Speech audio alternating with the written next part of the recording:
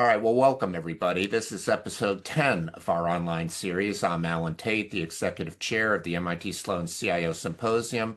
I'm joined by my co-host, Irving Wladawsky-Berger, which you all know. Let me do a little brief housekeeping before we begin. The next symposium will be on May 19, 2026.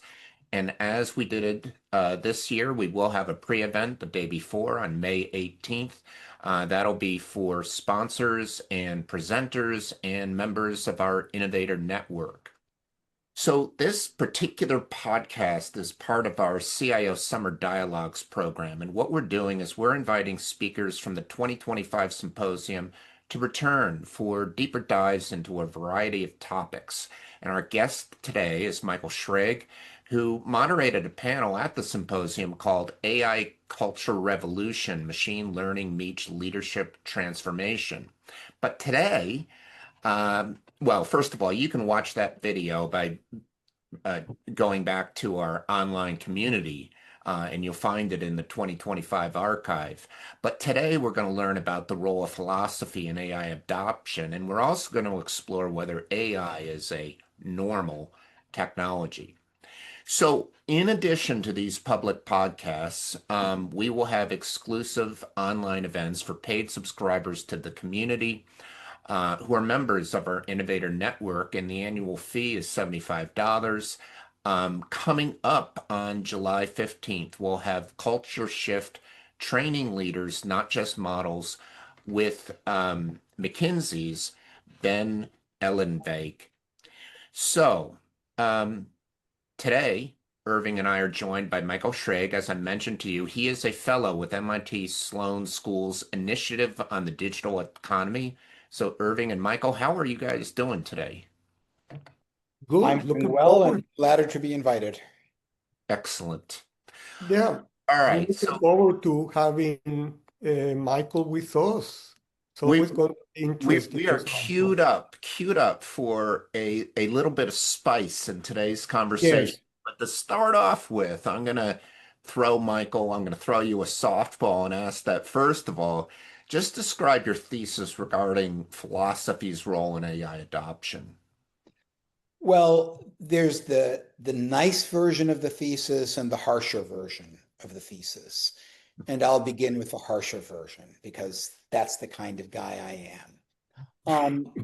I have to say that my colleagues and I had grown increasingly concerned and almost nervous by the over-indexing and over-emphasis on quote unquote ethical AI and responsible AI. Of course, I care about ethics and responsibility, but it seemed that the overwhelming philosophical sensibility and ethos being brought to AI was, how do we make sure that AI is responsible? How do we make sure that AI is ethical?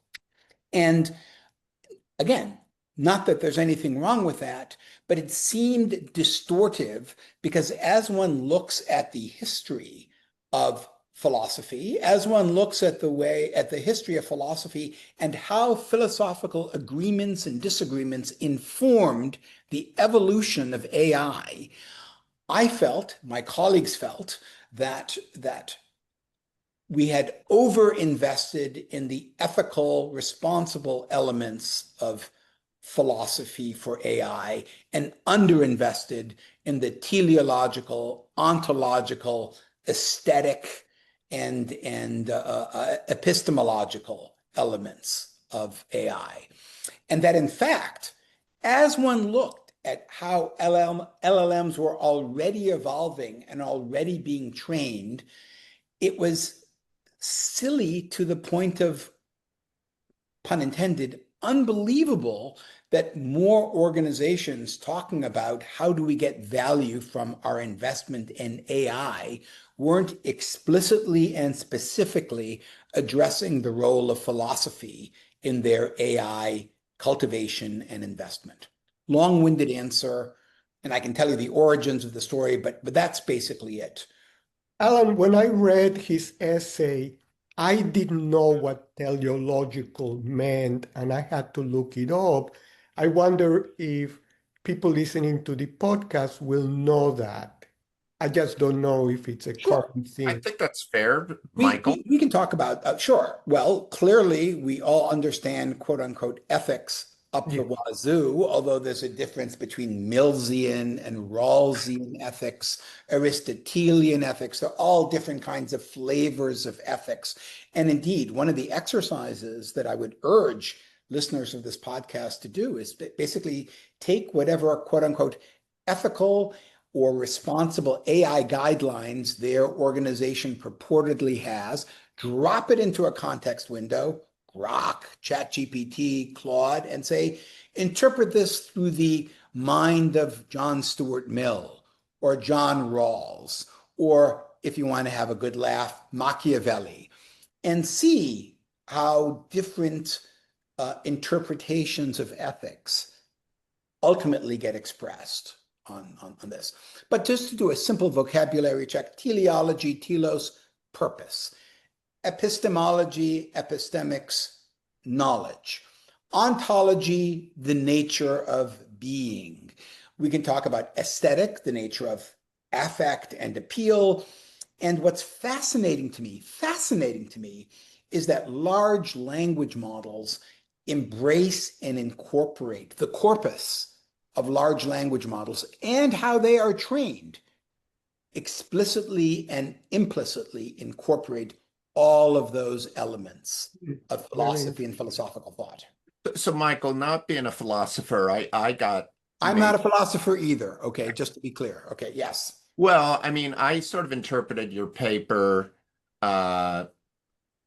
maybe in a more pedestrian way, just to translate it from my own head. One being that the way the AI itself behaves is dependent upon its training, its data, Yes. and the prompt that the user provides it, in the same way that you might say that a human responds based upon his or her own past experiences to a large degree, but sort of analogous. Yes. So let's split that, what you said, your understanding, and I would never use the word pedestrian. I mean, that's the first level understanding that we were gunning for. Let's begin with the sex appeal aspect, which Okay. is, we called our paper David Chiron, who's an editor at Sloan Management and Review, and I might add a PhD in philosophy, so he was my street cred for this, or academic cred for this. Excellent. Philosophy eats AI. Why? Because over a decade ago, Mark Andreessen, the billionaire venture capitalist, did a piece, which certainly Irving was interested in, called in the Wall Street Journal, called "Software is Eating the World." Yeah. This got a lot of publicity, and the gist of it, the core of it, the essence of it was, when one looks at the future of business process, how value is managed, coordinated, created, what we see is software as the overarching dynamic that is eating up everything, that the world of atoms is being translated and transformed into the world of bits. And this was something, of course, Irving was intimately not just involved with, he was a driver of such things. And indeed, the whole CIO domain as an executive had to reflect and respect that, because at that day, you can imagine how many CIOs got notes from their CEOs and their board saying, what's going on here? Software is eating the world. You're in charge of software. What's going on? So interesting in its own right. A few years later, Jensen Huang, the founder of NVIDIA and the guy who runs a company that's valued north of $1 trillion, posits in his black leather jacket, well, if software is eating the world, AI is eating software.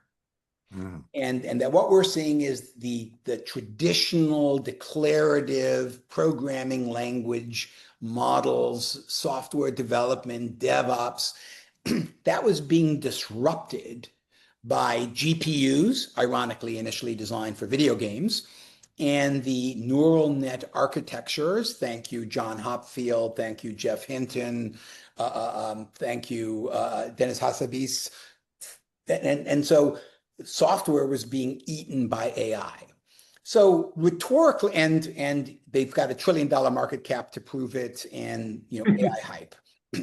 So being the intellectually lazy creature that I am, I look at these things and say, well, if software is eating the world and AI is eating software, what's eating AI? And we could say talented people but the answer that we came up with, this was not a joke. This was not a cutesy, clever metaphor. It's, I'm sorry to say, in my professional and personal opinion, it's a fact that what large language models represent is a medium for you can use philosophy to train the models. You can use the philosophy as part of the corpus of the models. You can use the philosophy to give guidelines to the models. It's perfect. If you look at what makes the models, and by the way, I'll just be a tiny bit technical here, how those models trained RLHF, reinforcement learning human feedback, or DPO, direct preference optimization. These are the mechanisms and incentive structures for training models and the way we train talent or people.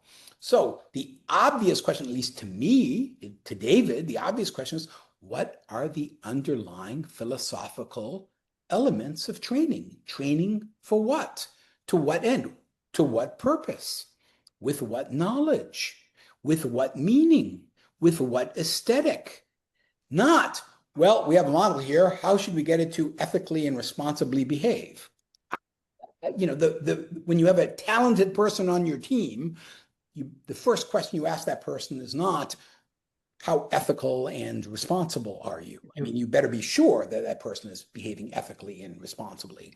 But you want to, what does it mean to cultivate their talent? To what end should we be putting their Allan, if I may add, go ahead. If I may add, what I like so much about Michael's essay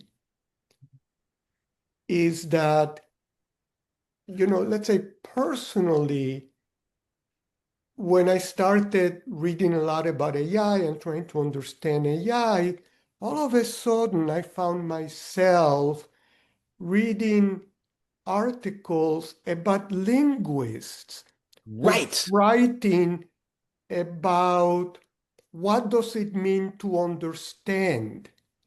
So, because when you're saying, well, does LLM understand what we are saying the same way you and Michael understand what I am saying?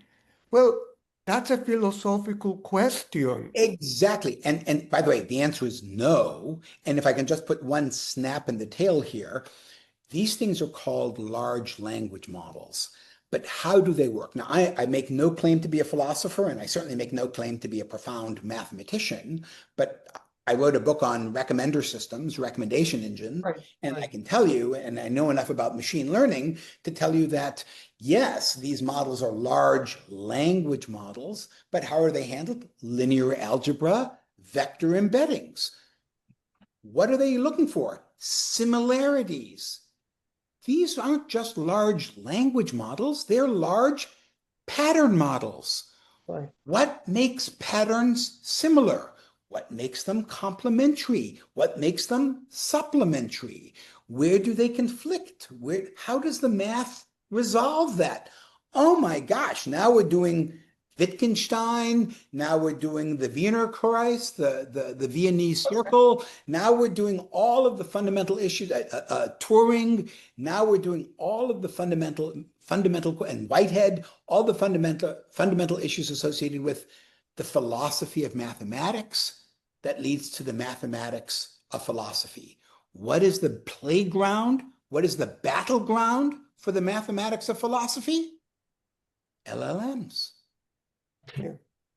So Michael, let me I mean, when I speak to you or I speak to Irving, I don't analyze how your brain works or how you evolved. And when I interact with an LLM, I don't really analyze too. I mean, I know a lot of what you're saying about how it works. I've read a lot of Right, books too, but right. when I'm interacting with the LLM, my thought is to think of it as, well, I don't know for sure whether you really understand what you're saying, but I'm going to interact with you as if you do, because I want to. Anthropomorphic, that you're taking an anthropomorphic view. I'm going to behave with you as if you're a person. Right. Correct. And so I would interact with the LLM to, when you say philosophy, the way it translated in my mind was, I'm going to impart on you the purpose of what I want to accomplish in this thread as I would interact with an employee. And that gives the LLM context to give me better answers to my prompts. So I love what you're saying, and forgive me in advance for what I'm about to do. But one of the things you really want to consider when you treat that LLM as an employee or as a colleague is to take affect as seriously as you do effect. Let's imbue that employee, that colleague, that collaborator with the quality of irascibility, provocativeness, challenging, accommodating, contrarian. What are the qualities and attributes? Why am I doing these things? Not just as a quote academic or intellectual exercise, but maybe, just maybe, and you can test this, maybe if you make that collaborator, that colleague more provocative, more challenging, you will get better outputs and better outcomes because you are imbuing it with affect that has effect. So it's almost as if you can tune the personality of this, not just the granularity of the answer, but the tone, the tonality, the tenor of the response in a way that might be useful to you. And I will bet you, sight unseen, Allan, we have not discussed this before, I can imagine you preparing a memo or some remarks and saying, please prepare these remarks as if they're going to be delivered to somebody who I'm asking for money, or who I'm asking to be on a panel, or who I want to have this kind of a relationship with versus that kind of a relationship with. Because you understand the power and potential, and yes, purpose of the technology, of the capability, so that you bring your knowledge, not just of yourself, but of your target, your purpose, and the meaning of what you seek to do to the model. Now, that's a lot of crap going on simultaneously, and that's what makes humans humans. Yeah, and Michael, Not in the machine. you were just saying sort of reminds me that, again, when Allan is the best person I know in interacting Of course, with he only knows 2 or 3 people that interact with AI. Gen AI. He's the best person I know in interacting with Gen AI, so he knows what it is. Let's go to sort of some extreme things when especially we read about young people who start having kind of romantic relationships. Sure. At that point, we've crossed a big boundary because people now have forgotten this is a technology making statistical predictions, not a person. No, but that gets into why. Remember, nobody would argue about these questions with electricity, with computers, Hold on. with the internet. So there is something about AI that is different, that on the one hand, as I just said, Allan knows how to use it effectively as his assistant to help him do things. Right. And other people are using it in a sad way when they're trying to use it as a friend or a romantic Well, I don't relationship. know, Irving. I have There heard you go. some people that they like using the AI as a therapist, for example. Exactly. Exactly. And- You know, I would agree that I just want to draw a distinction here because I would argue that before you know before OpenAI was a gleam in Sam Altman's eyes, that teenagers all over the world were having too much of a relationship with their mobile devices Yes, on this. You know, yes. that for checking where they were, for doing a selfie, et cetera, et Uh, cetera. You know, so the notion of an intimate, I'm picking that word deliberately, an intimate relationship, an intimate emotional relationship with technology, there was a precursor and precedent for that. To me, what is most interesting now, and this is a subject of research that I am actively involved in, is what does, we'll use the philosophical phrase, what does agency mean in a world where all of your devices are smarter than you are?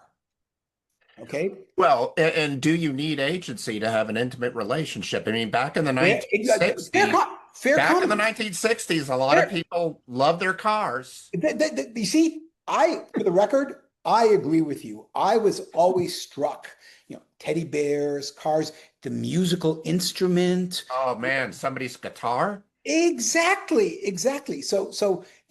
I can understand why Irving zeroes in on the intelligence aspect because qualitatively, pun intended, it's a different kind of relationship. But Allan, you and I both, yeah, we had clearly similar upbringings that we would oftentimes be amazed. I won't use the word fetishize because I don't want this to be an X-rated or R-rated podcast, but it was always striking to me how many seemingly bright and talented people would have unusually emotional connections to inanimate objects and things. but My punchline, other than a Disney movie about a car or whatever, no, people, it was the Beach Boys, with apologies to Brian Wilson. People would sing about their cars. And she'll have fun, fun, fun yeah, till her daddy takes her T-bird away. yeah, but That's right. what makes AI different, and that's why your essay was so right on point, is that it sort of it, we have to be very careful to keep in mind that even though it's a language model, it's not a human, it's a technology making statistical predictions, which magnificently by its creators makes us feel like it's understanding language, it's giving us good Absolutely. answers. But keeping in mind, it's an incredible technology. And as far as I know, it's the first of its kind. That's why, the I internet is agree. wonderful, but falling in love with TCP/IP would be considered weird. So I'm going to ask you an interesting ethical and teleological question. Just to be clear, I do not disagree with you, but I'm going to actually push you to go further. No, no, be provocative. I'm not being provocative. I'm going to be No, no, I'm, honest. I'm encouraging Why, you to be why, provocative. why is it wrong to become emotionally engaged and intimate with a really, I'll use the G word, gifted statistical model versus a stupid cat or a stupid dog? Okay. I mean, why are you privileging flesh and bone over disembodied cognitive prowess?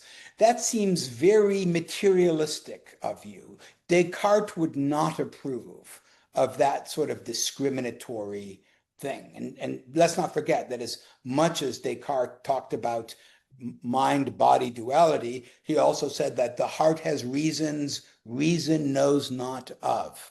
Okay, so we evolve to have emotional relationship Yes. with humans. We have evolved to have emotional relationships with humans, both romantic, which were necessary for the reproduction of the species, but also social, so we could be parts of groups, working together, Yes. fighting off enemies, etc., etc. And then, as part of that human impetus to have these relationships, we transfer a number of them to domestic animals.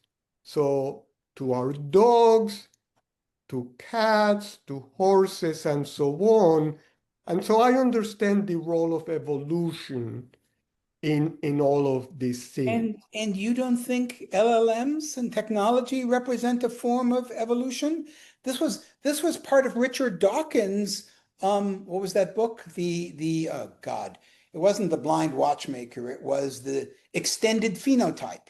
In Richard Dawkins' book, The Extended Phenotype, he talks about explicitly, he talks about birds' nests. Nests represent the technology instantiation of twigs and leaves, but birds don't do a good job of reproducing and raising their progeny without nests. So certain species become technology dependent for evolutionary success. So the argument I make, with my tongue only a tiny bit in my cheek, is perhaps AI is like a cognitive nest for enabling future evolution of human I beings. haven't thought you're making an argument that what's happening with AI is that we're transferring feelings and so on to technologies, and you're arguing, and we always have done it, Yes, and I haven't thought about that. it's a normal technology. That's for a normal technology. That Yeah, so Irving, just for the record, why don't you go, you love your paper on normal technologies. Why don't you tell the audience well, what you mean by I'm going to give two definitions of normal technology. One based on the blog I wrote about it, and the other one based on the discussion we're having now.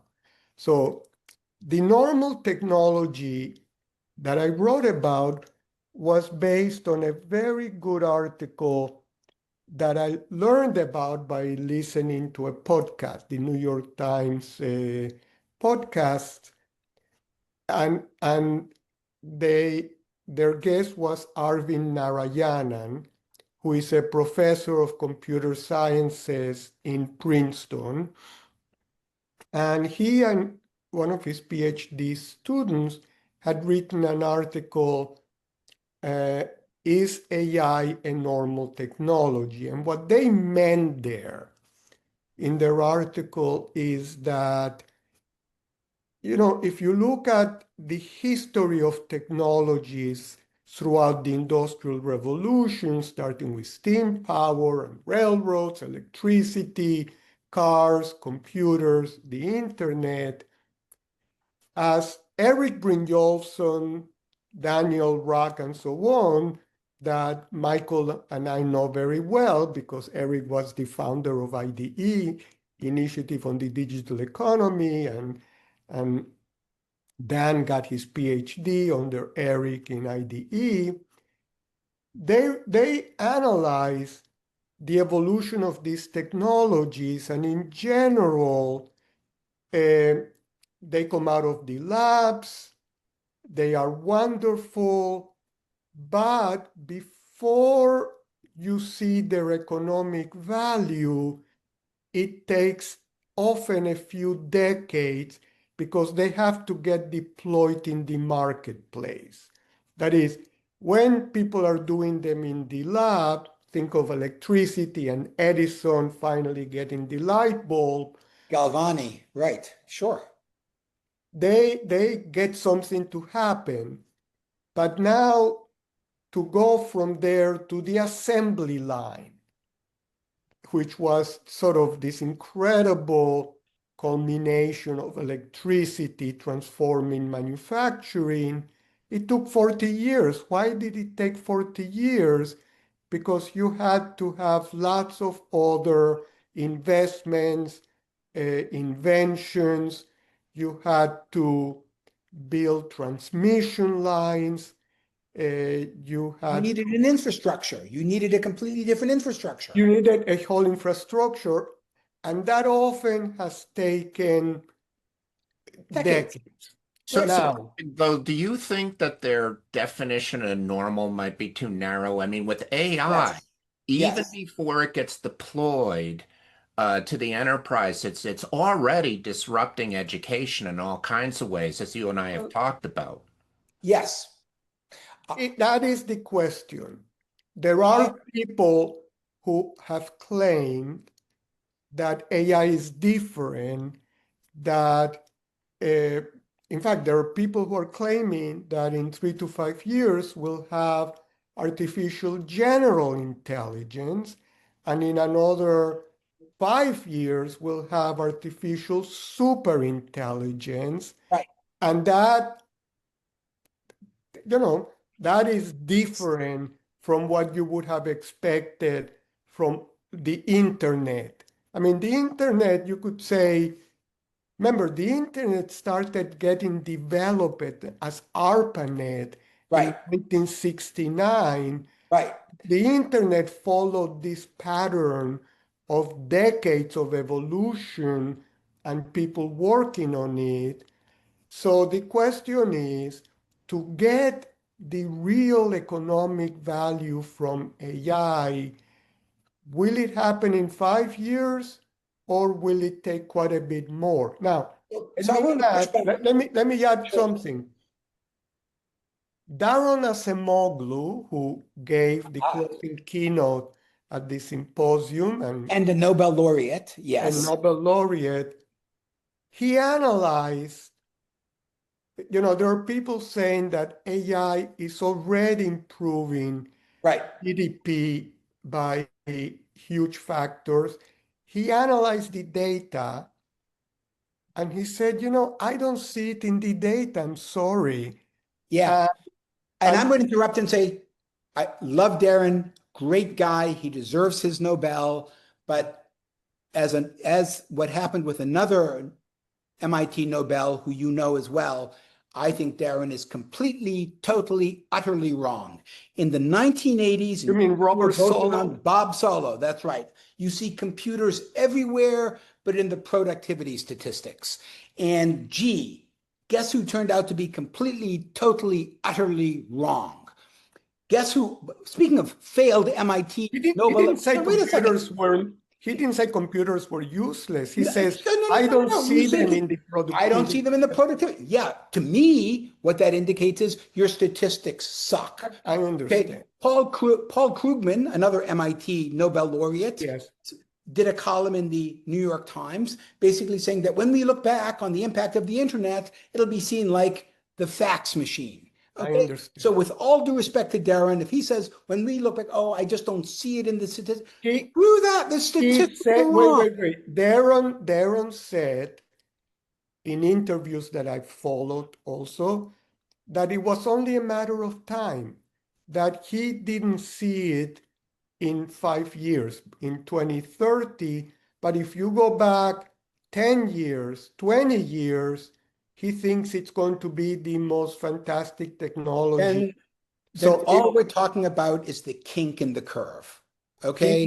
He was talking about timing. Now, let me give you another definition of normal technology based on our discussion.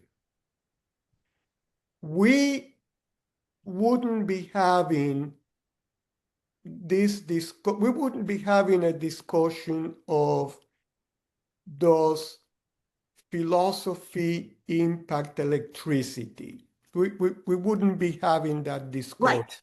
That I agree with. And we wouldn't be having it Finally, let me mark that. about the internet. What's happening is Oh, that hold on a second. hold it. That's not true. Let me It's not finish true. and Okay, go ahead. let me finish and then you can come back. What's happening is that the other technologies made up for, let me call it, our physical deficiencies. Mhm. You know, the steam power and electricity and so on Planes. gave us strength. Right. Cars let us go much faster. Airplanes allowed us to fly. What AI does for the first time, I believe, is they are making up for our cognitive limitations. They go after, they do things that we say, yeah, that until a few years ago, only humans could do. And that makes it a different kind of technology from the preceding ones because we compare it to human intelligence. And I don't think we ever did that before. Now, Michael will disagree with me. Completely Yes, disagree. let's give him a chance. I completely, totally, utterly, profoundly, comprehensively disagree with that. And let's begin Good. with the internet, because you and I were both around, and you were more intimately involved, but you recall, internet was ARPANET. ARPANET was run by DoD. ARPANET wasn't run to democratize things. It was done as a backup for communications in the wake of a nuclear holocaust. Right. This. So the whole notion, and what was the IETF, the Internet Engineering Task Force? It was, how should the internet be governed? Okay, is it top-down, centralized control, or distributed? So the politics, the political philosophy of the internet was baked in from the Al Gore information superhighway days. But that's totally different from human intelligence. Wait, I'm just Wait a dealing with your minute. first one on this. The fact of first off, I lived through a revolution when I was in high school on this. Change it. I was in school, Irving, because I'm a bit younger than you on this. I was in school when calculators were supposed to transform mathematics curricula. You have the abacus, but let's go bigger. Let's go back to Platonic dialogues, the Phaedrus, paper, pencil, language, writing, mathematics. You're not going to do calculus in Roman numerals. You need Arabic numerals. And there are wonderful books that have been done on different kinds of nomenclature and signs. We have all manner of media, recording media for playing music, recording media. Oh, it's not just recording music. We can actually edit what we. And you put AI as the evolution. No, I just want to get clear. No, but no, don't shift. Don't go weaselly on me. The point is, there have been all kinds of technology tools, technologies, and platforms to support, empower, enable, and facilitate cognitive processing. And also what I hear you saying is that philosophy is baked into the design of every one of those technologies. Exactly. And the interesting thing, and by the way, your choice of the metaphor baked in is key, because sometimes when something is baked in, you take it for granted. What's one of the dumbest things you can do in the face of a lot of innovative disruption? Take things for granted. Okay, so here you are. Gee, do you know what we're going to use technology for? To publish a better newspaper. Oh, we're going to use lasers to produce better video discs for movies. Gee, Netflix, we'll be able to rent videos, or no, the video disc is better than the video cassette. But now we have streaming on this. So the idea, first off, this just shows you how difficult it is to predict the future. But the second point is fundamentally, you need to be really, really careful about what fundamental assumptions you make. So you're saying that I should look at AI not as a one of a kind compared to those other technologies because it goes after human intelligence. We compare it to human intelligence, but it's part of a lineage Yes. back. Okay, I haven't heard Well, that. hold on, Michael. I want to pull up something that you said in this Q&A at the IDE. You were talking about how AI might help humans, go beyond their limitations and give them Right. insights that humans alone might not have. And that seems very unique to AI. Why? If I give you the Webb telescope, my gosh, look at the history of scientific instrumentation. Galileo, Van Leeuwenhoek. I can see things. Now you give me a telescope. Oh my gosh, there's Jupiter. Oh my gosh, the sun has spots. Okay. Oh my gosh, You're the moon saying has you are I have a saying microscope. I'm literally seeing the world differently.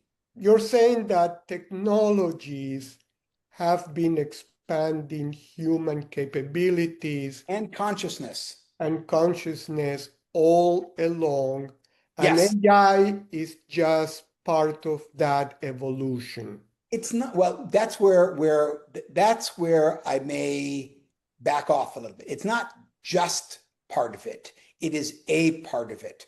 But it's like it. No, it's not just, no, Yeah. it may even be a quantum jump part of it, Nice choice of words, quantum. I like that. Yes. but we should look at it. I hadn't thought about it as an evolution of expanding human capabilities, Yes. much like the telescope. Yes. Except perhaps And not expanding. We're back to Darren Asimoglu. Not expanding, it's exponential. It's exponential. Remember, you lived through, you benefited from I mean, I've never seen you drive, so I apologize for this. But I would say during the time that I knew you in your previous employ, you were not just a disciple, you were a pope of Moore's law. You were a champion of Moore's law throughout what at that time was the dominant IT organization in the world. You want that, to be sure, Intel, but you understood these things. I'll forgive my presumption. You had internalized that. yes, And there are a lot of people who so simply they cannot do exponential thinking. And this is this is the Darren Asimoglu hedge. Well, I don't see it in the statistics now. It won't happen by 2030, but by 2040, boom. Okay. To me, this is the real question.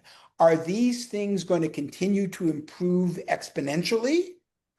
Or will our ability to track and engage with them as they evolve be understandable to us? Or now we'll get to the singularity aspect. Or when I engage with an LLM in 2030 or 2035, God willing, that it is so far ahead of me that I don't even get the chance to ask a question because it says, well, the reason why you're here is that you want me to explain this to you. Here's the would you like to see it in the form of a movie, a podcast? Would you like it as a cartoon character? It's going to give me a buffet to consume insight. that the thing that's interesting, Michael, as first of all, I hadn't considered looking at AI as part of the evolution of the technologies and tools we create to expand our capabilities. So in that sense, it's a normal technology. It is doing that. Now, Now, as you know, because you study the history of technologies, they all have this S curve. Right. Comes out of the lab, then there was the period of exponential increase, and then it flattens out. Exactly. And that's been true. Will that be the case with AI? And you can go as far out as you want. In other words, it could be in 2050. When we look at AI in 2050, will we say, I don't mean we, maybe you too will. Thank you for having me laugh at my mortality. I really appreciate that, In Irving. Yeah. 2050, boy, I'll be 105. That's I'm rooting for you. now, Yeah, you're gonna make it, Irving. yeah. But will we look back and say, God, were we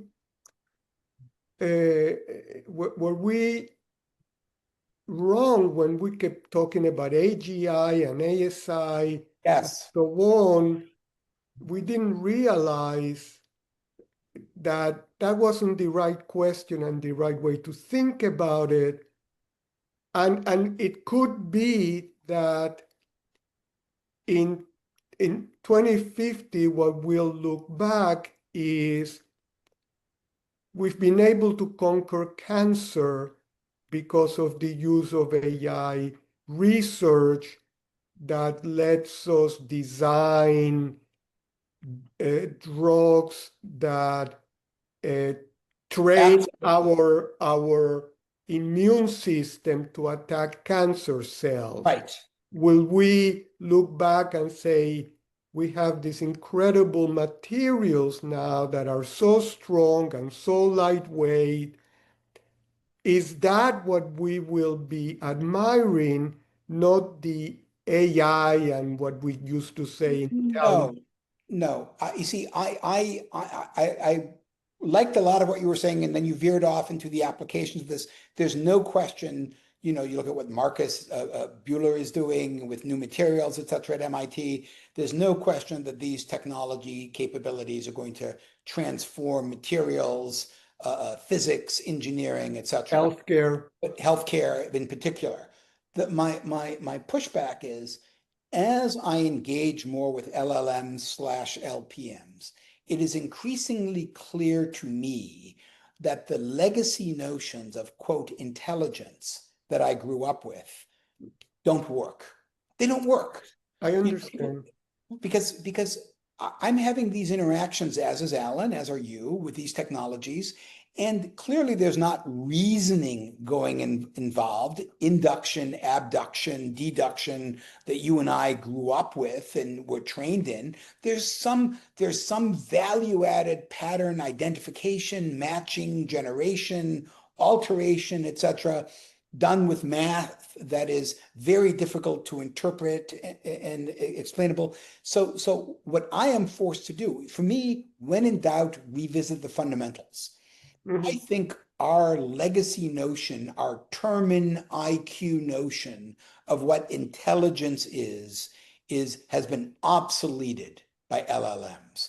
I think we need to fundamentally revisit and revise what intelligence means. Because with all due respect to Gary Marcus, the notion that these LLMs are, quote, stochastic parrots is, yes, I'm going to do this to you. It wasn't Gary who said Bullshit. it. Who was it? It was this female linguist whose name I don't remember. But Gary agreed with it. No, she is stochastic. Well, it's all based on statistical prediction. Yeah, of course, yes. It's all. Yeah, but I mean, if they were truly stochastic parrots, we wouldn't all be spending so much time talking. Exactly. No. But this is the irony.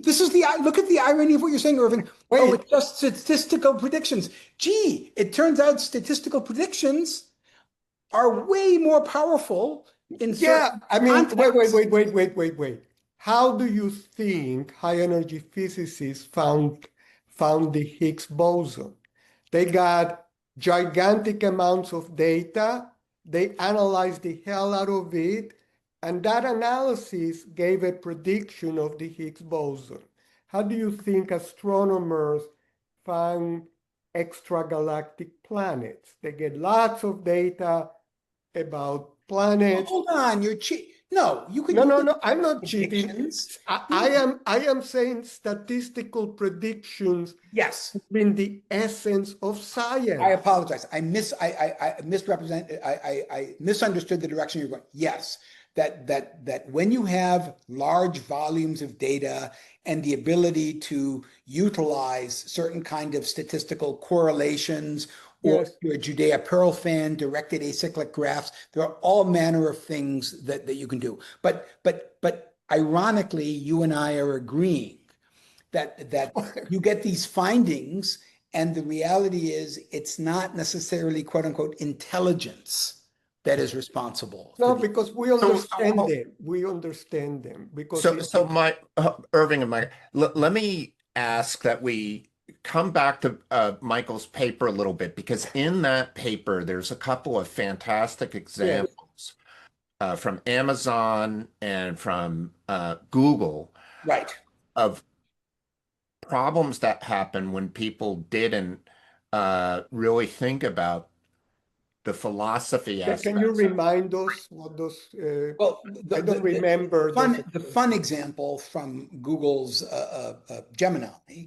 Oh, yeah. Because Google had, Google cared so much. One of its values, responsible AI, was diversity, equity, and inclusion, that when you asked Google to generate images from history, like Vikings, you would then end up with Asian and Black Vikings on this, which is wonderful if you're doing the Marvel Comics universe, but perhaps less wonderful if you're doing serious historical research. And so what you had, what David and I described, David Kyra and I described in our article, is a teleological conflict. Because on one hand, you want historical accuracy, but on the other hand, you want diversity, equity, and inclusion. And you didn't have a mechanism that effectively resolved, or forgive the word, privileged accuracy over diversity, equity, and inclusion. So these are the kinds of circumstances where if you allow something to be baked in without rigorously examining the purpose, the corpus, the epistemics, the ontology, you're going to end up with crap outputs and crap outcomes. And the irony to me, and forgive me for giving the illusion of continuity, the irony to me is if you try to be too responsible or too ethical, you end up hitting the point of diminishing returns and undermining what it is you ostensibly really want from your, quote, intelligent system. There are other examples on this, but the fundamental point is, I believe, this is where Irving and I completely agree, I believe that the greatest value of these models will be in challenging people to improve their critical thinking. My greatest fear is that the majority of people will use these models to become mindless. My greatest hope is that the majority of people will be using these models to become more mindful and more aware. Can you let me just expand upon that point, specifically how you see people improving their critical thinking? And I ask this from a very personal aspect because I actually was invited to help teach a freshman class at MIT that was focused on maintaining critical thinking when you're using AI. And let me add one thing before you say it. To a large extent, encouraged by Allan, on Thursday, I am going to post a blog on critical thinking in the age of AI. Good. So, which is very, well, wait till you read it. But we like critical thinking. Just to have it be discussed is important. Yeah, it's important. And in fact, a lot of where, as Allan and I were discussing it is how can we make sure that universities, especially STEM and business-oriented ones like MIT take into account critical thinking in the education of students, which I'm not sure they are doing enough. They're not. I believe that is the key question going forward. I'm glad you said that because absolutely, absolutely. So I want to particularly address something that Allan is saying. I'm going to offer him a cheap trick that he should try out. He should know that some of his MIT colleagues are already doing it, because here's the dirty little secret. All of our MIT students are cheaters. All of our students are cheaters, okay? Yes. So the clever thing that we've done in certain classes is we say, if you want to use ChatGPT or Claude or Grok or DeepSeek, you can do so, but here's the thing. You have to show us your prompts, okay? So I increasingly believe that the role of, quote unquote, the professor, the teacher, the mentor is going to be reviewing the mechanisms. Just, by the way, just like we did in computer science, we would look at the students' code, okay? of course. So we're going to be looking at their prompts. Are they going to be writing, quote, the essays all by themselves? No. And by the way, it is interesting to me that in China, they turn off during exam week access to these things so that students can't cheat during exam week. We may come up with comparable in the West, comparable kind of constraints. But the point is, what's the fundamental shift? I'm going to synthesize what you've both said. What's the fundamental shift that we're moving towards? It's not how do we do a better job of memorizing, or how do we do a better job of writing or producing articles. It's how do we do a better job of self-regulating and collaborating so that we have, yes, I'll use the word metacognition. No, that's good. Thinking about how we're thinking Yes. with ourselves and with our devices. Okay? Yeah, yes. Because I know we're coming to the close, but I want to double down on this. I'm not going to say this for every student in college now, but for every student who is in elementary school in America now, in 8th grade, okay, 8th grade or below, every single one of those students, unless there is some sort of catastrophe, every single one of those students, by the time they get to college, all of their devices will be smarter than them, all of them. So what do you do? What does critical thinking mean when all of your devices are smarter than you? That is the, pun intended, Gedanken experiment people need to do. And one last thing I want to say, I am so happy, and I have to say this in this, I am so happy that all the science fiction I read as a child is worth it to me now. All of the Heinlein, all of the Asimov, all of the Fred Pohl, all of the Harlan Ellison. It's not that all of that stuff, quote, came true. It's that all of the stuff exposed me to narratives that forced me to do better critical thinking. Mm-hmm. So, Michael, before we let you go and go back to your AI overlords, just getting back to the Google example or other examples in your paper, what's a poor CIO to do in order to make sure that they imbue the AI with the purpose that they want for whatever project that they're working on? I mean, do they hire a chief philosophy officer? Do they train their teams about the importance? Do they work on not only transparency of the training data, but transparency of the philosophy that's being embedded in? I think, if I may say, Michael will call it the chief critical thinking officer. It might be. Let's hear his answer. Irving, it's funny that you say that, Irving, or actually happy that you say that, because where I see CIOs failing, I'm picking the F word deliberately, is they have decided. I have a book in my office. It's from a guy who was a pioneer in quantitative algorithmic trading, and the title is "The Wrong Answer Faster." Okay,